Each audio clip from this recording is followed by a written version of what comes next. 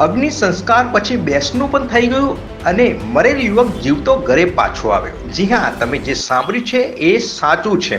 તમને જણાવીએ, મહેસાણાના વિજાપુરના બ્રિજેશભાઈ અમદાવાદમાં શેરબજારનો વ્યવસાય કરતા હતા. અચાનક ઘર છોડીને જતા રહ્યા હતા.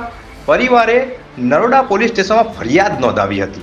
તો સાબરમતી પોલીસને અજાણ્યા યુવકનો મૃતદેહ મળ્યો હતો અને આ મૃતદેહ ગુમ થયેલા યુવક બ્રિજેશભાઈનો છે એવું માનીને બ્રિજેશભાઈના પરિવારને મૃતદેહ સોંપ્યો હતો.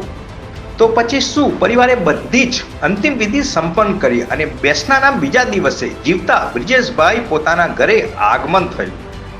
બીજા દિવસે યુવક ઘરે આવતા મામલો ચર્ચાસ્પદ બન્યો હતો. ત્યારે હવે સવાલ ઉભો થાય છે કે અંતિમ સંસ્કાર કર્યા તો લાશ કોની?